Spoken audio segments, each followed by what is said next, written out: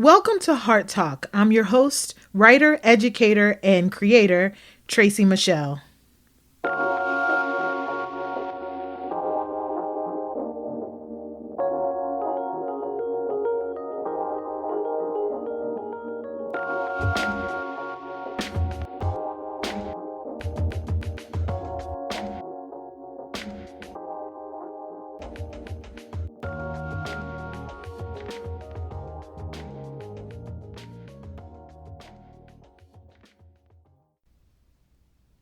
Frederick Douglass once said that it's easier to build strong children than to repair broken men. That has never been more true than today, I think. I once wrote about the subject of today's episode on Deneen Milner's My Brown Baby blog years ago, so I'm glad to bring this up on this platform. As a writer, I am a voracious reader. And I find that the best books are the ones that are written in such a way that the reader becomes like totally engaged in the story. We identify with the characters or the players in some way, and the plot is either thoughtful or suspenseful. We find ourselves laughing or crying or both. And kind of think that's a lot like life. Every day we breathe, we write another page in our personal books. Through every season or major event, more chapters come. And just as an author quickly establishes in the first chapters who a character is and what the reader should believe about that character, I think that we as parents establish character in our children, helping them and everyone around them really understand what they should believe about themselves. As children, the story of our lives was likely begun by our parents or whoever was responsible for us at the time, our guardians, etc. And in truth, some of that writing was good. There are intriguing intros with just enough good stuff to keep those who read us wanting to learn more. For others, the writing was not that good. As a matter of fact, it was bad, real bad. Some crucial parts were left out. Or there was too much drama that hit too early. Yet, regardless of whether our early lives were good, bad, or somewhere in between, we still got stuff on our pages, and it impacts us even now that we're grown. Now, granted, characters and people certainly change, especially when there are big events, conflicts, and changes in their lives. But even then, if a character is firmly defined at their core, then that's usually what's going to come through as they face each new scenario and circumstance. Otherwise, the story, the life, feels inauthentic. So, as I muddle my way through motherhood, I have a daughter who's 8 years old. I've come to realize that I really do have the privilege of being the ghostwriter, if you will, of the first few chapters of my baby girl's life. God has given me the incredible and, if I'm honest, sometimes overwhelming task of starting her story. Lord knows I hope I get it right. I pray that I can give her the best intro for her so that when she picks up the pen, she can continue the story fearlessly and write her way to both grace and greatness. In these first few chapters of my Kay's life, I want to write in healthy coping mechanisms, right, for her. So she will learn how to deal with her frustrations and anger, both now as she's learning to navigate playground politics or whatever, God help us, and later when she's confronted by the betrayal of a friend, say. I want to write into her life the knowledge that she is deeply loved by God and her mommy and daddy, that there is nothing that she can do to lose that love, and that this security is better than all the LOL dolls on earth, although she'll probably disagree with me with that. From that, I think she'll learn to approach all of her relationships with this same unconditional love and grace and mercy. I just think there's something about a woman who knows without a shadow of a doubt that she's loved. Motherhood is one heck of a ghostwriting gig, huh? That's why I feel blessed to chat with Angela Johnson Ayers in this particular episode of Heart Talk, We got a chance to talk about the creative aspects of parenting and the role that our own stories can play in raising our children.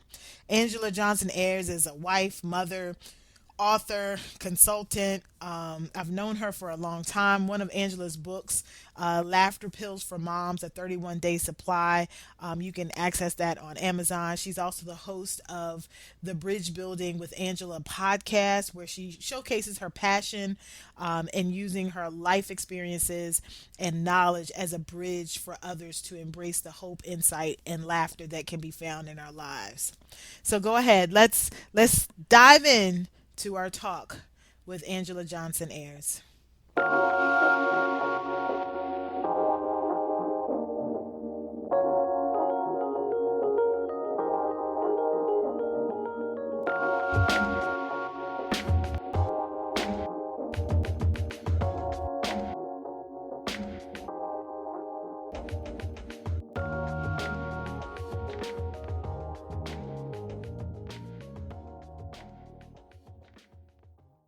Hey, Angie. Hello, Tracy.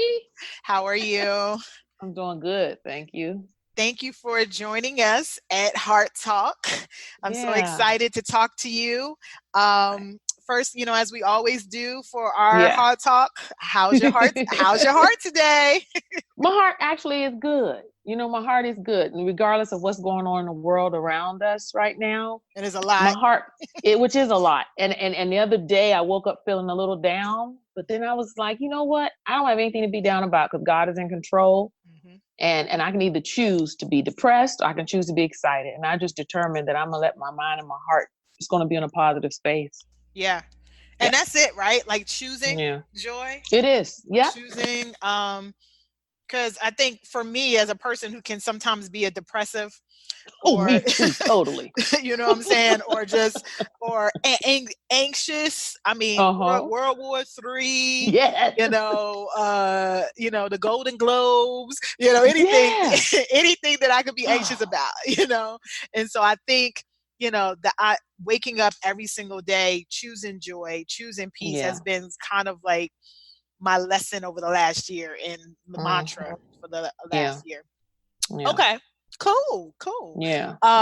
So what I want to kind of talk to you about and the nature of this show is that a lot of times, like I'm the mother of one daughter, and a lot of times I look at her and I can't help but to see myself. Oh, yes. A freer version of myself.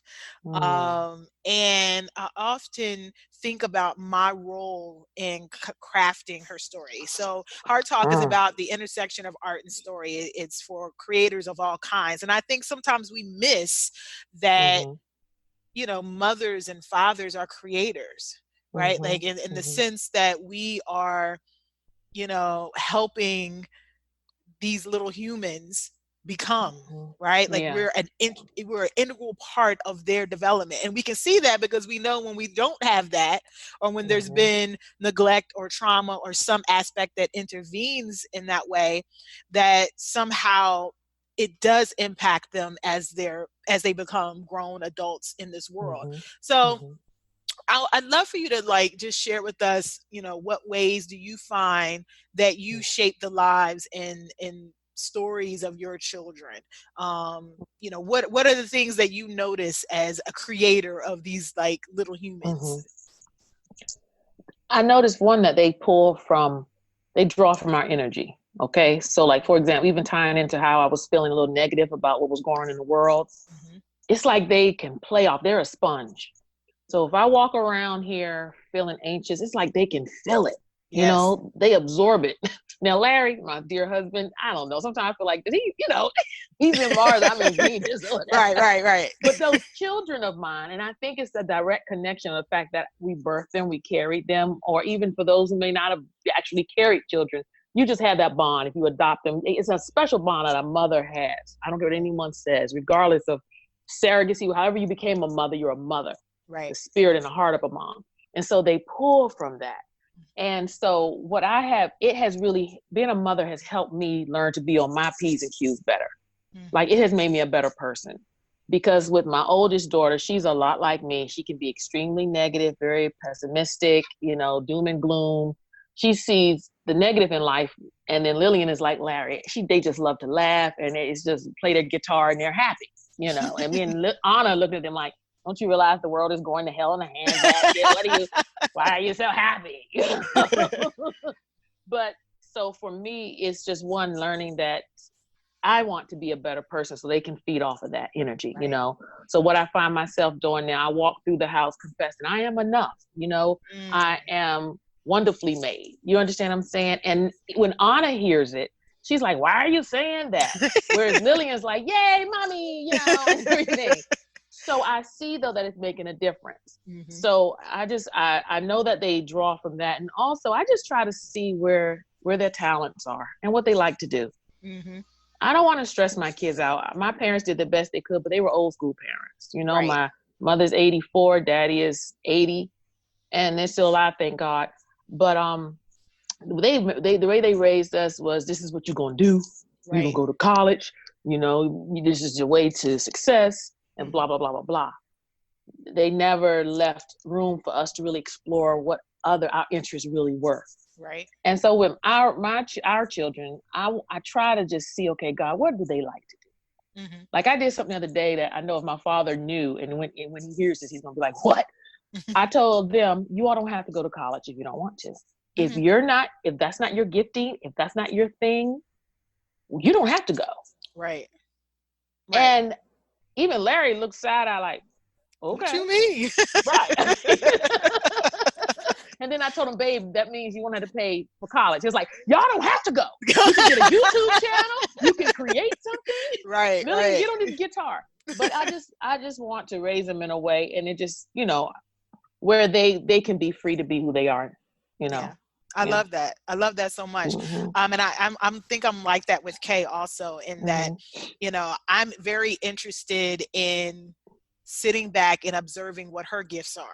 Not the gifts that I want to live through her, right? Yes. My gifts, but I want to know, and there's some things that I do have her do because there's a character trait that I want her to have. Right. So that's right. I don't think she's going to be the next Karate Kid, but she's in karate. I mean, she might, but I don't think she is, but she's in karate because there's a level of discipline and focus, and that helps deal with some of the impulse stuff that she has. Mm-hmm. But other than that, like, she's an incredible artist. Right. Mm-hmm. And like beyond her years. And so I'm now looking like not the arts and craft class at the Y. I'm looking for what can really help her become the artist that she says she wants to be. So I think you're right. I think though what comes up for me is also making sure that she sees me recover. Mm-hmm. You know what I'm saying? Because I think sometimes we can be so on our P's and Q's that we don't show them what it looks like to be down and then get back up again. So they think they have to be up all the time or something is wrong. And so I think there's value in, I had been sick for several months, and my daughter seeing me sick, but then also seeing me get back up, or seeing me pressing through, or seeing me taking care of myself, or whatever that happens to look like. And so I think sometimes we could be so willing to like not let them see the bad, not let them see us anxious or upset, that we prevent them. They think that doesn't exist, right? Like, and I don't know. I'm laughing because I feel like my kids have seen nothing but the bad with me. You think so? No, what I'm gonna tell you, they have seen real. Okay. They have seen me and their dad disagree in front of them. Something I know that you really aren't supposed to do. They say, but when they see us disagree, they have heard mom cuss. You understand? I don't say curse. I don't say curse. Oh, Lord. But yeah, they have seen us real, and I agree with you. But they also see me always come back in front with Larry and say, look, mommy was wrong. I disrespected daddy. I should not have said that.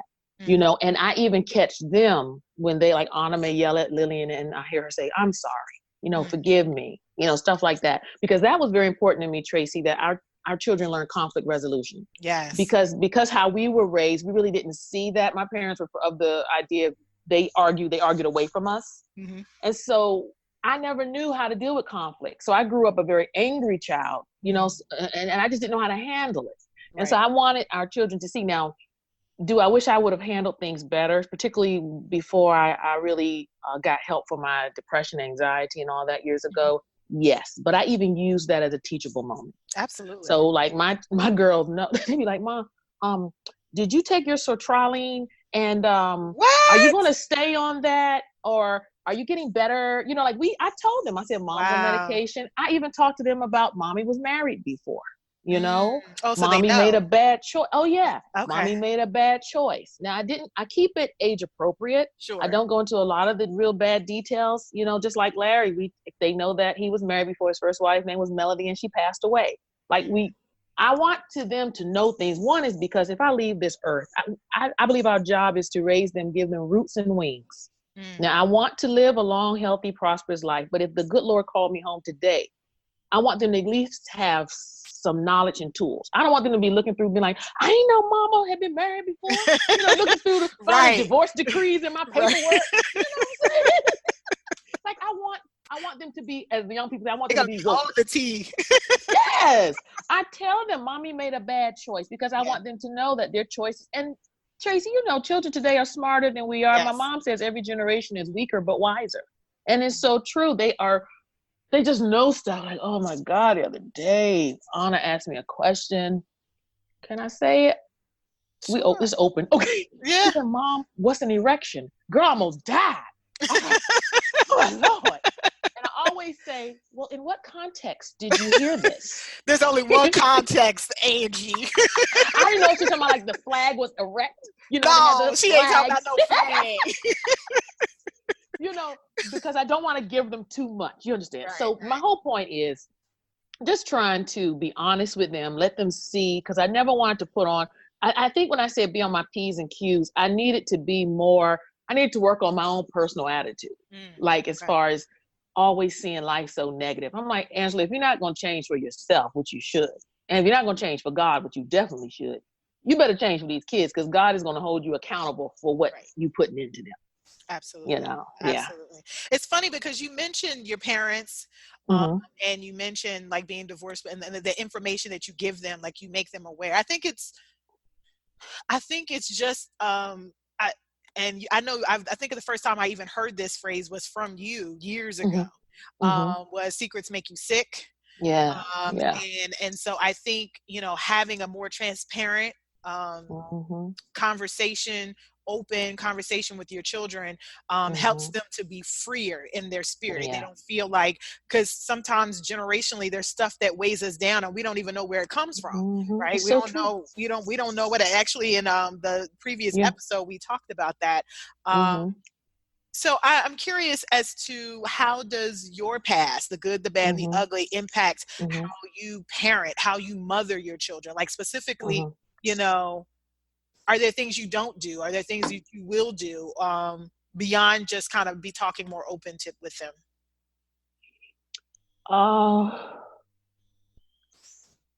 I think I just try to have an open dialogue. I want to be, I don't want to be those parents where you do what I say and not as I do. Right.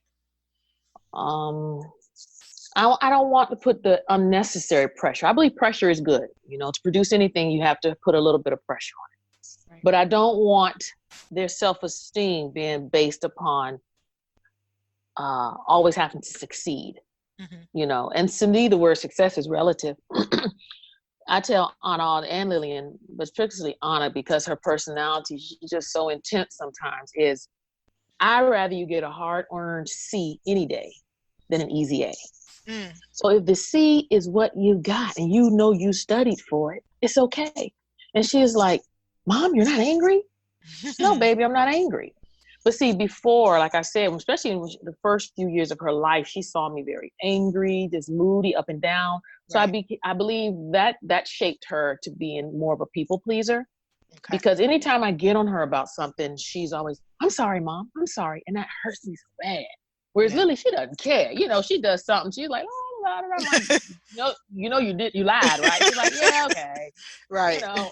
So with that, I want to just try to let them see that your perfection. I always felt like I had to be perfect to be appreciated or to be accepted. And I didn't want that for them because that interfered with my whole growth. It made me make bad choices with men. It made me make bad choices just with myself, because wanting to please my dad, and more so my dad than my mom, because my mom was just real laid back, but dad was always, you got to get an A, you got to be this, you got to be that, and all that pressure till I didn't develop really a lot of character traits, coping skills, Yeah.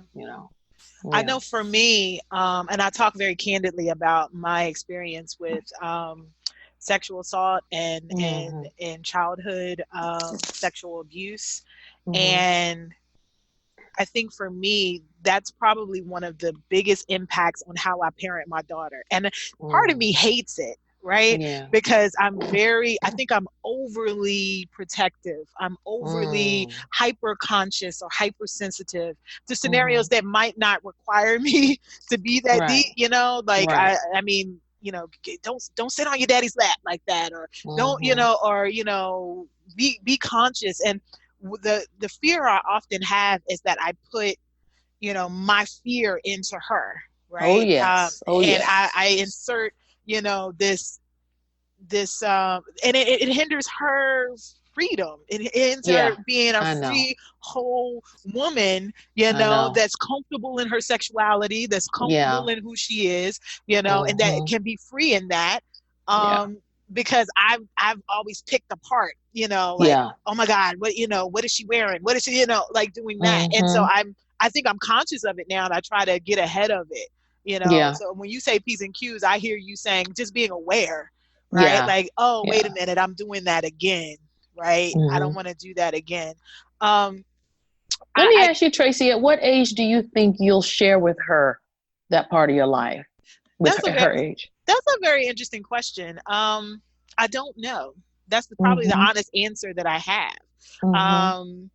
I think, if I had to guess, maybe preteen, teen, but I don't know. I know that because it's such a big part of my work, that when she gets old enough to read a blog, or somebody says, your mommy wrote this, or this book or this article, then she'll know, and then that'll probably be a conversation that I have to have. I mean, the thing is that you can't hide nothing from kids nowadays, right? You can't. Social it's true. media, so if you have even a little bit of a public platform, it's a wrap.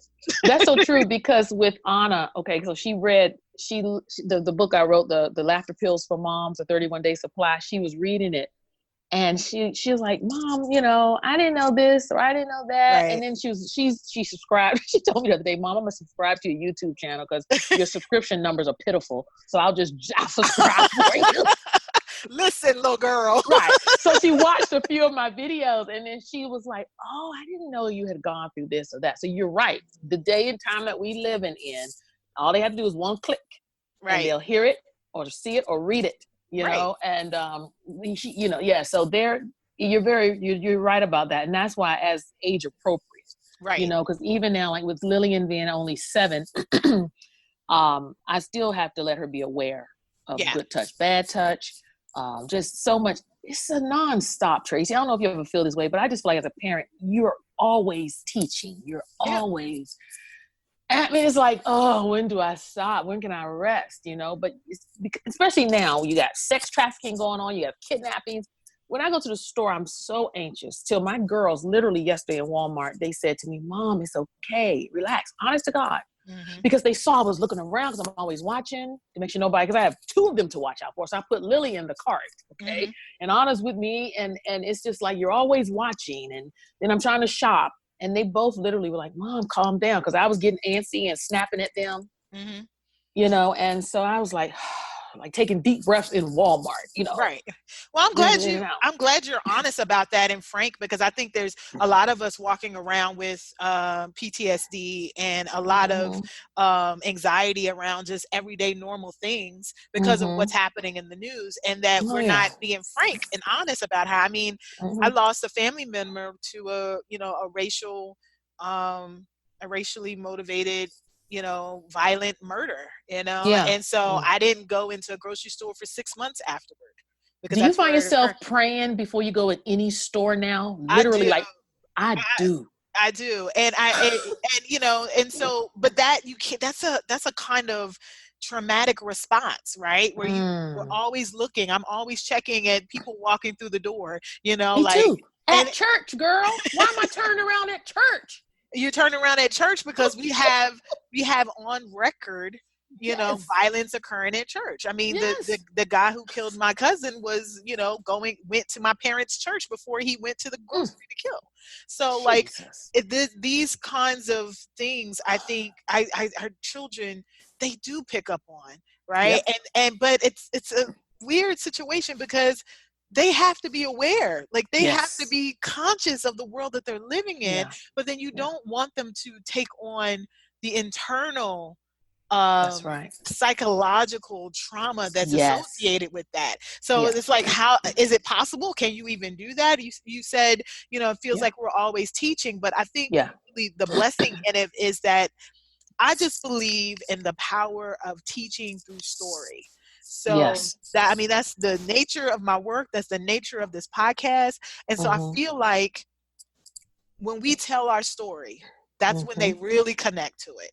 When I tell my daughter about what I went through, or good, bad, and ugly, right? All the things, then she connects more to it than if I just told her, watch out now, don't you do such and such, or I give her some really tangible reasons the place. And I think that's just what storytelling do. That's the reason why we're drawn to reality TV shows. That's the reason why we're drawn to biographies and memoirs and people. I want to get the tea.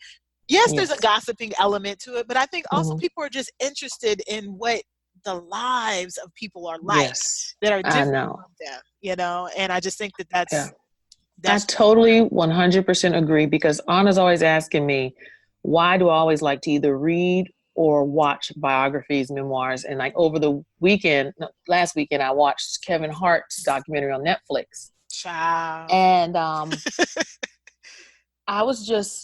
she said, Mom, she sat in there and she's like, why are you watching this? And I said, Anna, everybody has a story to tell, regardless if you agree with it or not. Right.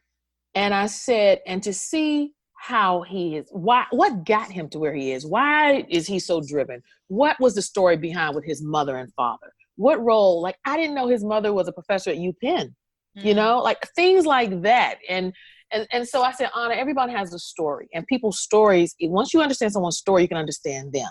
Right. And I explained to them, even someone as wicked as Hitler, I said, when I read his story, when I read Mein Kampf and things like that, it helped you it just helps you see people in a different light. Right. Regardless. And so I always, for me, with my girls, the bring it back, the greatest story ever to me, of course, is the Word of God. The Bible. Now, of course, it was written by man, and do I believe that it was inspired by the Holy Spirit, but I do believe some things, man put their spin on. Okay, right, here's what it is. But at the end of the day, to how I try to teach the girls is, yes, we live in a terrible time right now. It's a lot of bad things happening. But at the end of the day, if someone comes in this store and shoots it up, and God forbid, but we die, we have a greater hope. That's all. Yeah. That's the reality. Now, I said, in the meantime, mommy we're going to have wisdom. We're going to pray for wisdom and understanding and knowledge. And mommy's going to take the precautions needed, I believe in having arms. I believe in getting your conceal and carry permit and whatever. And I said, I'm going to do everything I have to do. Someone breaking this house, they're not walking out. Stay your ground, right? That's it. That's right. But at the end of the day, God forbid, if we leave this earth, we have a greater hope. And see, that's the thing. I'm not going to just raise them with just the fear. We have to give them fact, but also give them a hope. Yeah. And I think when you do that, that gives them, and then you go back. For me, I find stories of encouragement. That's why these books are so great. They have little story books for children, age appropriate, to show them where there's hope in life in turbulent times. Yeah. No, I'm sorry. Go ahead. I'm done. No, I mean, like, I think you've used the word age appropriate a couple of different times. Do you think, because I do, so I'll say that up front, that age appropriate looks different today than it did 20 years ago or 30 years ago, 40 years ago. So, because I think sometimes, like, when we talk about our parents, right, they look at some of the things that, like, I know even my mom or my dad probably wonder why I talk about certain things with my daughter around, allow her, because their idea of what's age appropriate is centered in the 80s, right? Yep. Or in this, when I was my daughter's age, right? As opposed to, me looking at the world around me and realizing that that my daughter is going to have to mature a little bit differently because of the world that she goes out into every day when she goes to school or wherever, she's exposed. And she goes to a Christian school, like she goes to a private school, but she comes home to talk about things and I'm like, okay, I guess we're talking about that now today. Right. Yeah. So I just think, so do you think that age appropriate is the same, like at 7, this is what? Girl. No, I never thought. The talks I've had with my children, I never imagined I'd be having this soon. You understand? Yeah. I just never thought I did. And is it better that we're doing it or worse? I don't know. Sometimes I wonder, had our parents known some of what we know, our children know now at a young age, maybe it would have helped our parents make better decisions, They grew up in a different time. I know mine did, being in their 80s. So they have lived through so much of the racism and, segregation and all, especially coming from the South and then moving up north to Washington, D.C. But my mom even says, Angela, the stuff, she even tells me, she says, Angela, the information you all have, you parents have now, we did not have. Right. Because she'll call me a lot of times and she listens to a lot of the Christian radio, Focus on the Family, a lot of things like that. And regardless of what your views may be on Focus on the Family or whatever, some people, feel like it's not very diverse. I got some views on them. I know. I wrote into them, honey. I'll write a letter in a minute. Right. But one thing I've learned, I will eat the meat and spit out the bones when it comes to God's word. And a lot of the parenting information has been so paramount in my life that I've gotten, because it just helped me see I wasn't alone. Because many times, especially me having been a stay-home mom, I wasn't surrounded by a lot of other moms, unless I went to the doctor's office or the play area or whatever. And so to hear other women who wrote books about parenting say that their child did this or they felt this way about their kids, it was very freeing.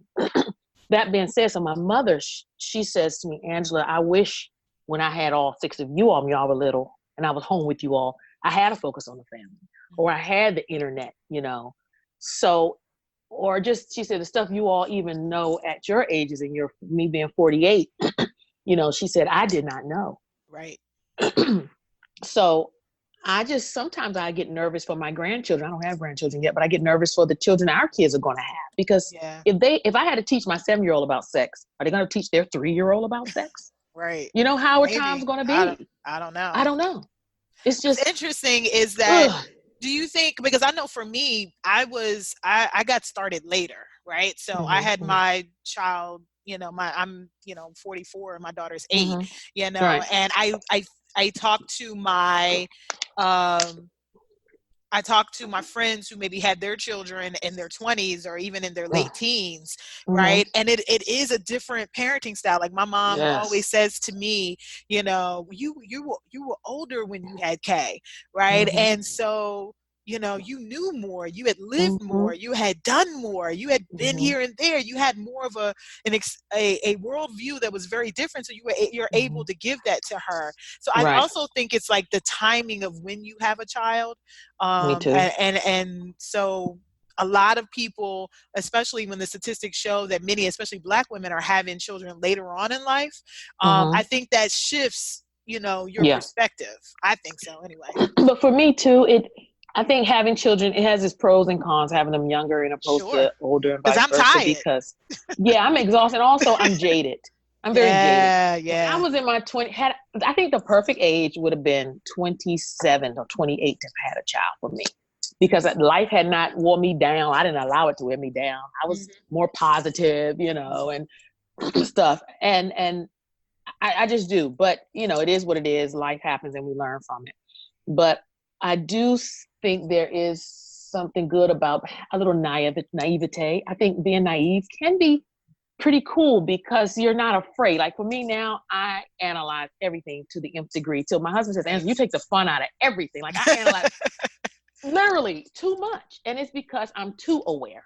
Whereas when I was in my 20s, I was aware, but I wasn't as aware as now. You understand? Right. So, and I look at some of the younger moms when we're out in different places, and they're all just not all of them, but they're juvenile and they're happy and they're jumping around with their kids. I'm looking at them like, sit down. Don't you understand? These kids get on your nerves. Don't you want to drink? But then it has its pluses because then you have those same mothers a lot of times who will come to me and they're looking at me like, you're so calm, or you told her to be quiet. How did you get her to be quiet? Right. I'm like, oh, I'm doing something right, Right. So I don't know. Yeah. Do you think that women, and I want to speak specifically to Black women, we have a special way of do you think Black women have a special way of mothering our children that's influenced? Because we talked about the generational stuff, right? And that because of the generational and because of our historical experience, especially in this country, in the traumas and experiences that we have, that we mother differently because of that. I think about, and I don't have a son, but I think about the friends of mine that I know that have sons and the precautions that they take, because of and so I think that's a different kind of parenting. In order for you to create a well-adjusted, Black boy, right? What that requires something entirely different. Oh God, yes. Someone who's raising, a white child or, a white son. I mean, that's real. That's a real thing. And I know people want to shy away from that. They don't want to admit that, parenting is just parenting. It doesn't matter, but culture does matter. That is an intersection that we tend to avoid. Right. So Tracy, white parents never have to have the talk with their children.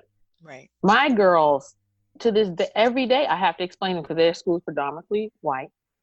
And I have to explain, okay, things happen at school. And I say, look, you are African-American, you're Black, And I'm laughing because one day I told them, look, y'all Negroes, okay? You can't be acting like that. And Lily was like, Mom, did you say the N-word? I was like, no, I said Negroes. But you a mess. Yeah. But no, but I have to explain to them all the time about their culture, the choices you make. This is what they're going to think right off the bat, and so it's even more of a pressure being a parent being Black, because not only do we have to parent just as from the heart of a mother, and instill just the basic life, liberties, pursuits of happiness type things in them, but then we have to incorporate the whole racism, sexism. We have to incorporate so much and that history that we have to, because part of our young Black girls and boys knowing who they are is where they've come from.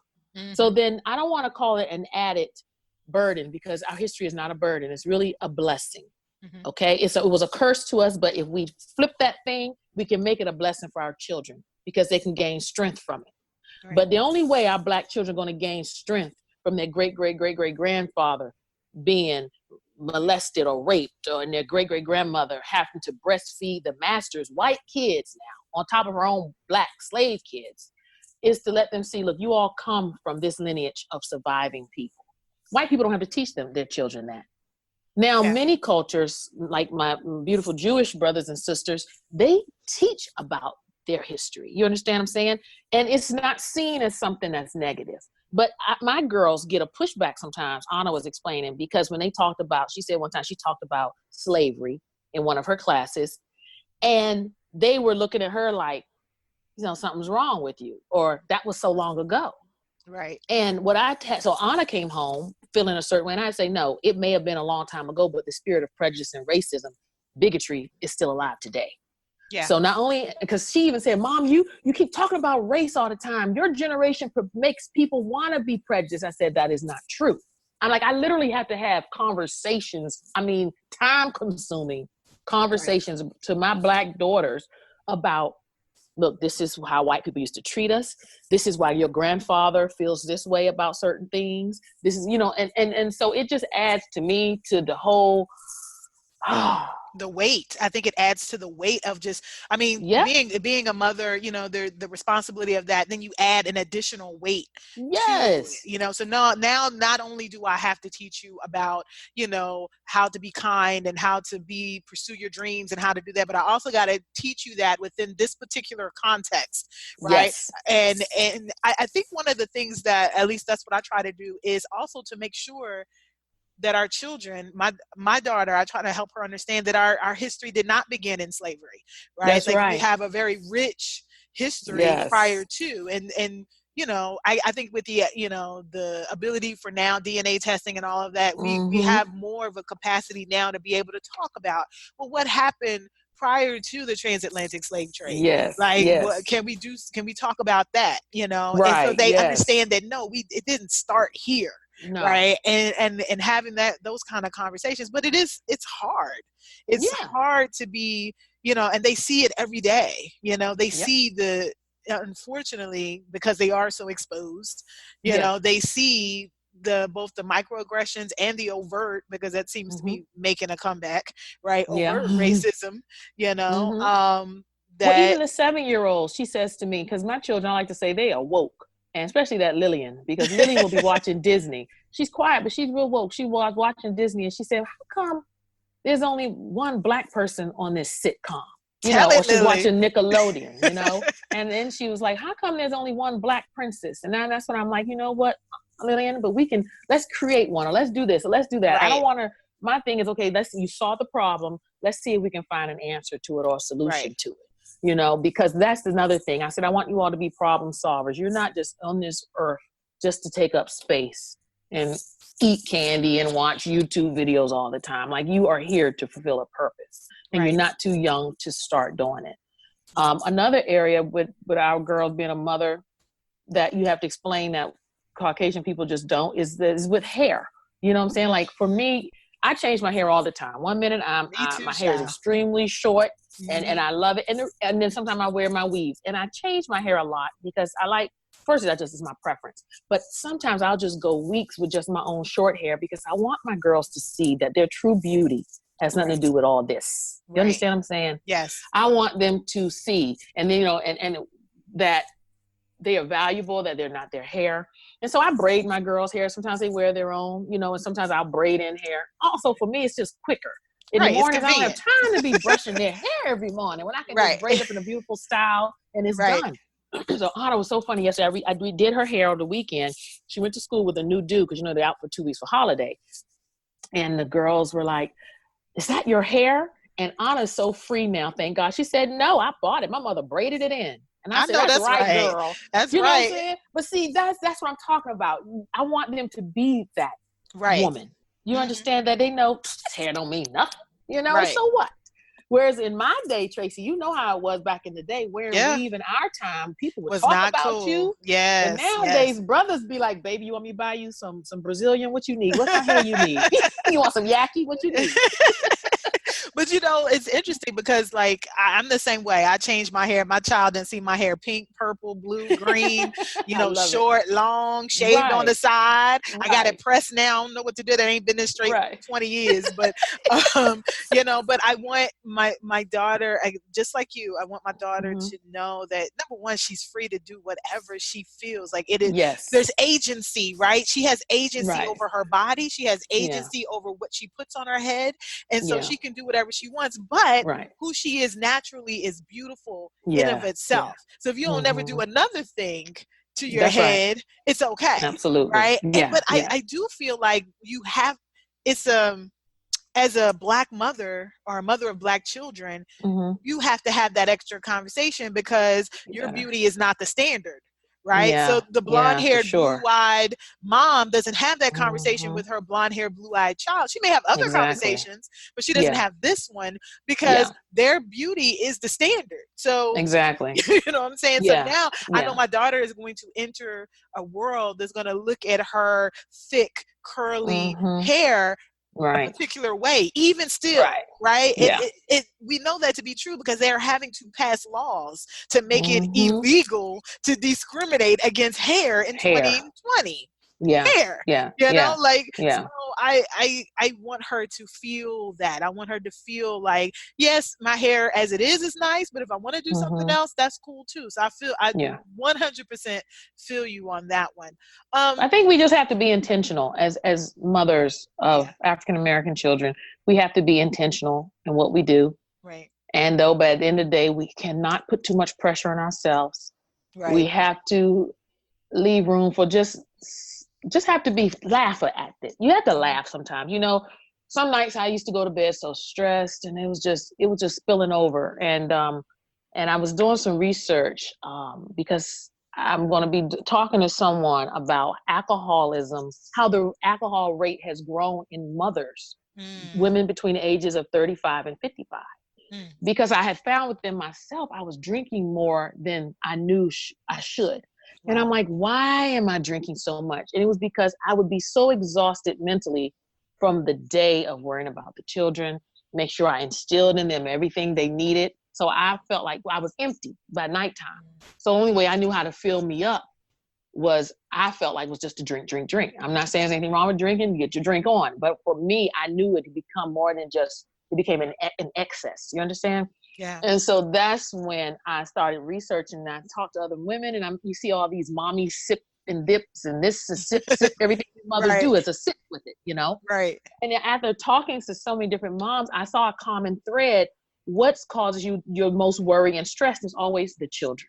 Right. And that transcends color and everything. And so I realized, okay, most mothers are really doing the best we can. I can't speak for all because there's some real sucky moms out here. Right. But for the most part, most of us are really doing the best we can. And you got to just give yourself a break sometimes. Let yourself off the hook. Yeah. You do. And you have to pray and say, God, I just got to trust you. Okay. God forbid. But if someone goes into them kids' school and shoots it up, I'm here. They're there. You understand what I'm saying? Like, me worrying about it all day is not going to change it. Right. You understand? And that's control. I think sometimes we have to let go, relinquish control, right? Yeah. We think we're trying to control everything. My therapist always tells me, Tracy, there's this little circle, and these are the things that you have control over. All that stuff on the outside of that circle, you don't have control over it, even though it may bother you, even though it may, make you feel some kind of way. You only have control of X, Y, and Z. Focus on that. That's good. I like that. Yeah. And the stuff that's on the outside of the circle that worry you, allow, take that to what God. Type of things are in the inside of the circle that one can control? I mean, so for me, because I just had a recent health crisis, that was one thing that I can, parts of that were things that I can control. So I can eat better. Okay, right. I can make better choices. Right. I gotcha. I can continue to go to therapy. I can continue to develop my mind, my heart, my spirit. Right. Okay. So those are the things that I have control over. Those are the things that I can do or not do. Right. But I cannot control somebody else walking into a place and doing something awful. I cannot control, apparently, not even by my vote, what the president of this country does. Absolutely. Right.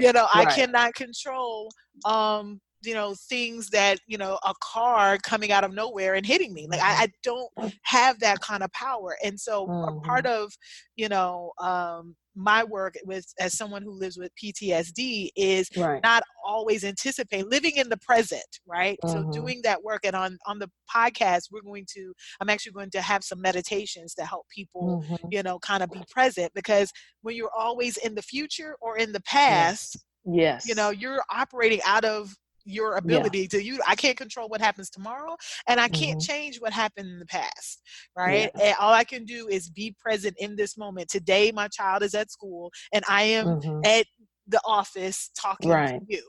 Yeah. You know, and But what you said is very helpful to the listeners, because that was even just explaining, like, in that circle, what you can control, an example you gave with your health. Because sometimes I just think when you spell out things, it helps us see it better. And it's true. I mean, like, even because there are a lot of women who may be dealing with certain health issues or just financial things. And so you get confused as to what's in my circle that I can control. Right. So I appreciate how you, like, explain, what you could control and what you can't. Like, even as far as test the results you may have gotten back from whatever, Right. you can't control that. So there's no sense worrying about those results when you haven't even gotten them yet. Right. You know Exactly. what I'm Exactly. Yeah. that And just adds to the stress. I went to every ologist possible, and I was waiting on test results. And so I had to learn how to let it go, because at that point in time, in that present moment, I couldn't change what the results were going to be. The results were going to be what they were, and they were what they were, And so, and that all I could work from was from today. I could work from today and how. And so I recommend listeners and just people in general to just, create that visual image, create a circle, and then create a bigger circle around it, and put everything that you worry about in the bigger in the circle. But circle in the smaller circle, put the things you actually have control over. 9 times out of 10, you'll see on that outer circle is a whole lot of stuff you worried about that you can just allow to just go away, right? And I think I don't even want to say go away, because I think that trivializes, what the things that we worry about. It doesn't necessarily go away, but you take your hands off of it. I think, you try to surrender it. I think that's probably a better way to say it. So as we're wrapping up, it's been good, girl. I like that though. I like what you just said about, like, that's a good takeaway for me. I'm going to do that. I'm going to literally sit down this evening and write that circle and put in there. And I believe, do you think, Tracy, that circle can change over time? Like, then the things you can control, it may look like something different in 3 years from now, 3 weeks from now. Absolutely. As a matter of fact, it does. It doesn't even take 3 years sometimes, like your life changes. And so the things that you have control over today may look different after a diagnosis.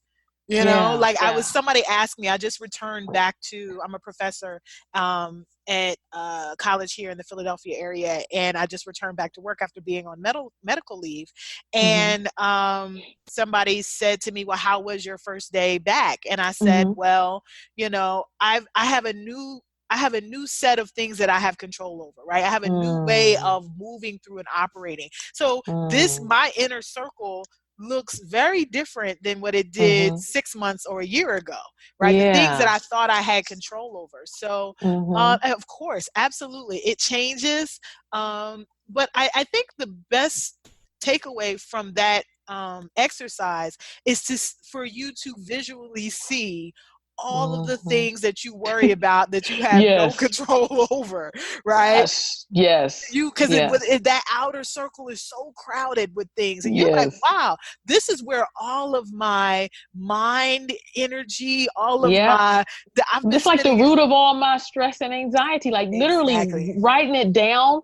It's really, wow, Tracy, you don't know, this has blessed me, because I'm literally writing stuff down as you speak. And it's like, why am I worried about the taxi? Like, I literally worry about, if I get in a taxi cab, am I going to be kidnapped? I don't take cabs. I don't ride taxis. So why am I worried about it? Right. I mean, I do that all the time. Every time I get in an Uber and Lyft, right? Because of that one movie on that one channel, right? I want them to sponsor me one day, so I'm not going to say the name. Right. You ain't gonna name it. But that one movie, that one time, even though I take Lyft and Uber all day, every day, and with no problems. So I think, but I don't, I think it's important to be prepared, and I think it's important for you to be aware and conscious of your surroundings. I don't think either of us are saying don't do those things. This is just walk through the earth blind, and all willy-nilly. No, but I think the things that weigh us down some of the things that weigh us down don't have to. Because there's nothing that we can do about it. Because if we walk in fear, you're right. We parent in fear. You parent what you are. And that's how I see it. If I walk around here anxious, fearful, worrying about everything on that outer circle, I parent in that outer circle. Right. But if I parent in that inner circle, I'm focused and I'm deliberate. Yeah. Right. I like, yeah. And intentional, yes, as you said yes, before. For sure. Absolutely. So the final question, Mm-hmm. is there an area of your life that you do wish that you were more healed in, or that you hope, or that you're working toward healing, for the sake of for sake of you first, but then also for your children as well? Some aspirational aspect that you hope that your daughters see in you.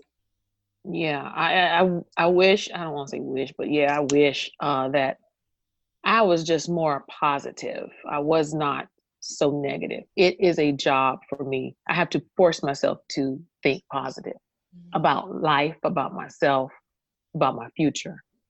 I can see greatness in everybody. I can see it in everyone, but I can't see it in myself like I should.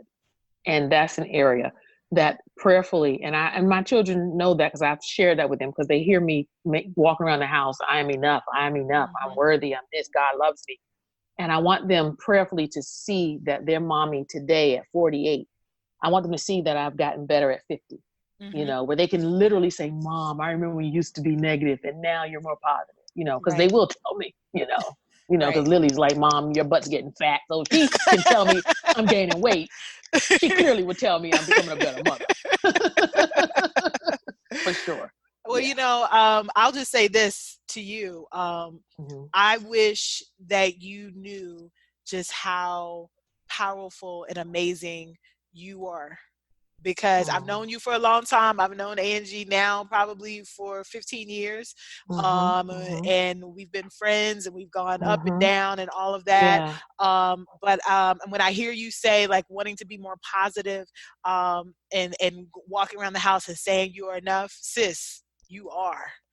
You are absolutely enough. You are such untapped well of power and beauty and encouragement for so many other people, that I want you to turn it in on yourself and turn all that power in, because you're amazing.